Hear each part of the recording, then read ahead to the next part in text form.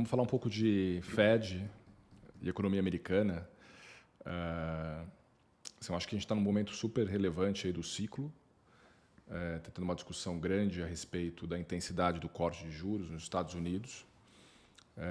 Esse foi talvez o tema principal da semana passada. Eu acho que está bem claro que o Fed vai cortar. A gente vai falar um pouquinho disso também no próximo slide.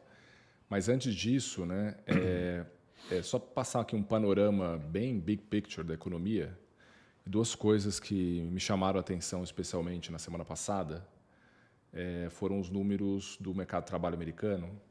Estava para colocar vários slides aqui, vários gráficos, mas a gente acabou optando por esses dois da esquerda, que vem do JOLTS. Tá? Assim, a sensação que eu tenho no mercado de trabalho dos Estados Unidos é que a desaceleração está bem clara, né? E que, de certa forma, dá para pensar que o mercado de trabalho não está mais apertado quanto se imaginava. Tá? Aqui o gráfico, esse da esquerda, é o número de vagas em aberto pelo número de desempregados, né? No termo técnico, o vacancy pelo número de unemployment, só do setor privado. Ele já está abaixo de 1, tá? Está em 0,94. Antes da pandemia, esse número girava em torno de 1,10, estava relativamente estável, que dá para ver aqui nessa bolinha vermelha. E números abaixo de 1, a demanda por trabalho ela é menor que a oferta. Tá?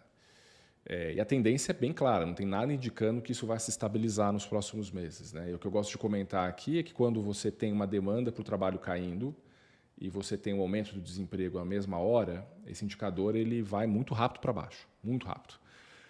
Então, acho que já é um sinal de muita atenção. O segundo que também me chamou muito a atenção na semana passada foi o Hires Rate, que a gente traduziu aqui para taxa de contratação, também 3,80. Ele até melhorou na última divulgação, teve muita gente falando isso, melhorou, mas está no nível muito baixo. O mês anterior, que foi revisado para baixo, é pior, está praticamente no mesmo nível do low da pandemia. Né? E depois, se você vai mais para o passado, ali ao redor de 2008, 2009, na época da Lehman. Então, o ritmo de contratação nos Estados Unidos está enfraquecendo bastante. Tá? E esse é meio que o lead indicator para recessão, ou melhor, para aumento do desemprego. Muita gente fala, não tem demissão, então está tudo bem. Mas demissão é um indicador coincidente. Quando a demissão explodir, já foi. Né? O que é o antecedente? Isso é a contratação que está diminuindo, está num ritmo mais fraco.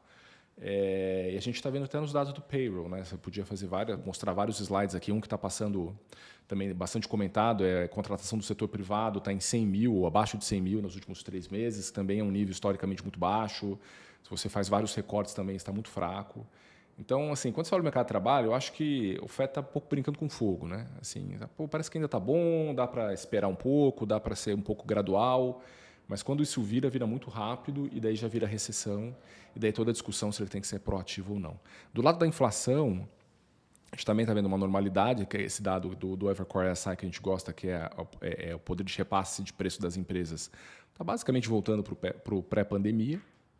E quando você olha também o Core PCE nos últimos 3 meses anualizado, né, para tirar efeito base, está rodando em torno de 1,70. Se você projeta isso, vai para 2,10, que é mais ou menos o que oscilava antes da pandemia. Então, a inflação já dá um certo conforto para o Fed ser um pouco, talvez, comprar um seguro.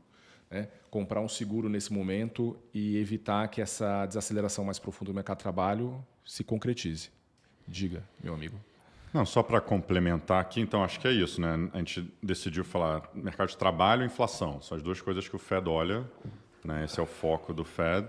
E realmente a gente escolheu alguns indicadores que a gente achou que são os melhores, né? O Core PCE é o foco do Fed, né? Do jeito que ele olha aqui. E não é mais um problema, né? Então a gente vai falar um pouco depois, mas já queria introduzir essa ideia que a gente passou um período onde a inflação estava muito alta e a economia está muito forte. Depois um período onde a economia ainda estava forte, a inflação estava caindo, mas ainda está um pouco sticky. E agora acho que claramente a gente entrou em outro período que a inflação já está sob controle e o mercado de trabalho, que estava muito apertado, muito forte, já está menos apertado até do que ele estava antes da pandemia. Então, para o Fed não tem mais por que ter um juro restritivo, tão restritivo, e já deveria estar andando na direção de normalizar isso também. Sim. Que é um pouco desse slide, a gente tentou somar, né, esse desequilíbrio, né, que o Fed tem que lutar contra. né, que a gente pegou aqui o hiato da inflação, quanto que a inflação está acima ou abaixo da meta, versus o hiato do mercado de trabalho, que é quanto que o desemprego está acima ou abaixo do seu neutro, né, que é a Nairu. E daí a gente fez o desemprego contra a Nairu no eixo invertido só para ficar tudo na mesma direção, né? Então, toda vez que a linha laranja está acima do zero, significa que você tem muita pressão de inflação e o desemprego está abaixo do seu equilíbrio. Então, tudo que é para... azul escuro é inflação, azul claro é desemprego. A gente está somando os dois que dá essa linha laranja. Que dá a linha laranja, né? Então, a gente tem uma noção dos desequilíbrios. A gente até teve que cortar aqui no eixo no -3, né? Porque se você deixasse livre o gráfico, ia lá para -7 durante a crise de 2008 na pandemia. Então, só para tentar pegar ciclos normais. O ponto, quando a gente olha esse gráfico, é que o desequilíbrio que a gente está vendo agora, né, no auge, né, desse ciclo, foi o maior, né, em termos inflacionários, né, exigindo juros mais altos, né, mais do que 97, mais do que ali na virada do século passado para esse. Só que é interessante que na margem ele tem voltado bastante, né? E quando você vê na ponta, ele está praticamente... O número que está aqui é 0,20. Esse é a soma do desequilíbrio da economia nesse momento. Chegou acima de 2, na pandemia era em torno de 0,6. Então, é uma forma de você pensar a economia voltando para a sua neutralidade. Né? Eu acho que muita gente pode falar, pô, acima de zero ainda tem um desequilíbrio, tem que ter um juro alto, mas eu acho que abaixo de zero ele só chegou em recessão aqui, né? A gente vê as 4 recessões aí dos últimos 30 anos, sei lá, é quando ele ficou abaixo de zero, né? Então, ter um juro muito restritivo nesse momento, quando você está perto de zero e, né, abaixo da média da época normal, assim, da economia, vamos chamar assim, que não teve recessão, né? Parece que é muito baixo, esse muito perto baixo. de zero. E a tendência é muito clara para baixo. Você pode furar isso, não tem nada que indique que vai estabilizar. Exatamente. E daí você pega o hiato dos juros embaixo, que é o juro real contra o neutro, você está num nível ainda acima de 2 pontos, né? Que é historicamente alto. Então, esse é o ponto. Você está com a economia meio que no equilíbrio, o juro muito acima do equilíbrio, então você tem que cortar rápido os juros. Eu acho que essa é a prescrição de política econômica nesse momento. Tem toda a discussão do 25-50, o Fed falou, vou cortar, isso está bem claro, mas é importante, eu acho, a sinalização se é 25 ou 50 agora, porque 25 parece que o Fed ainda está bem confortável com a situação ou está muito reativo, né? A gente conversa com muita gente do mercado, lê muita gente e fala, pô, mas ainda o Fed só corta bastante em recessão, ou só corta em crise. Mas daí ele está reativo, né? Eu acho que um Banco Central tem que ser, de certa forma, proativo também para evitar uma situação como essa, porque se ele é muito reativo, daqui a pouco a gente vai estar falando de juro em 2, 1, 0, e daí aquela confusão toda que a gente já conviveu antes da pandemia. Tá? Então, acho que cortar 50 é importante. Tá? Eu acho que passa um sinal bom para o mercado de que ele vai tentar sustentar essa atividade e reforçar o soft landing. O 25... Talvez, né? Tem que lembrar que a próxima reunião é só depois da eleição americana, então é daqui 2 meses. Daí pode ser too late. E aqui a gente colocou as assimetrias, né, dos regimes de juros, como o Fed foi mudando a sua narrativa. Então, no regime 1, que a gente cunhou aqui de janeiro 22 a junho 23, como o Fed era bem hawkish, né, ele falava, pô, a simetria é para cima, né, se eu subir pouco pode ser insuficiente para debelar a inflação. Eu peguei um quote aqui do Jackson Hole de 22, que ele dizia, né, foi emblemático esse Jackson Hole, onde ele falava, olha, eu vou ser curto e grosso, eu vou subir juros se precisar. E vou subir bastante.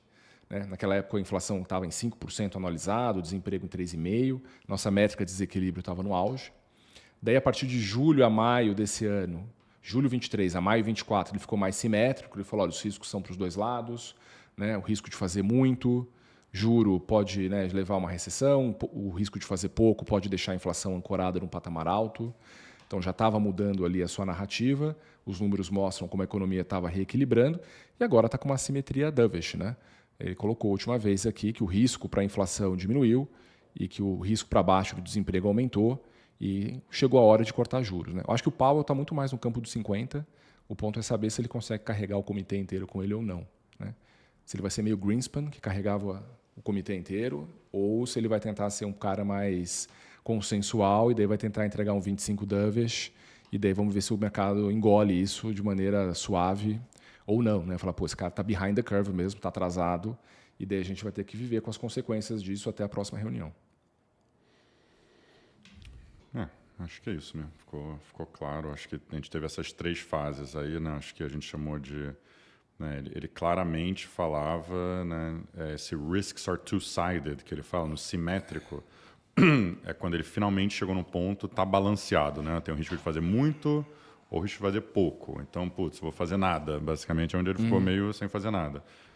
Estava no finalzinho do ciclo e até agora, né? Acho que antes ele estava nessa, tipo, pô, o risco é fazer muito pouco e não aumentar juros o suficiente, a economia estava muito aquecida, né? Se ele aumentasse pouco, podia desancorar a inflação. Se ele aumentasse muito rápido, não é que a economia ia entrar numa recessão tão rápido assim, porque está muito forte. Agora, ao contrário, né? Se ele demorar muito para cortar, o bear case que eu não botei naquela página, que é o bear case que mais me preocupa, mas acho que é para uma live daqui a 2 ou 3 meses, é se ele cortar e a economia não tiver nenhuma reação, né? Mas aí é uma discussão para depois, a gente discute, mas eu acho que do mesmo jeito que ele foi aumentando os juros e demorou para a economia, né, desaquecer, não está claro para mim que até se ele cortar 50 e 50, isso vai ter um impacto tão grande na economia, mas aí a gente é um problema para a gente ver depois, assim, né? Não é para hoje.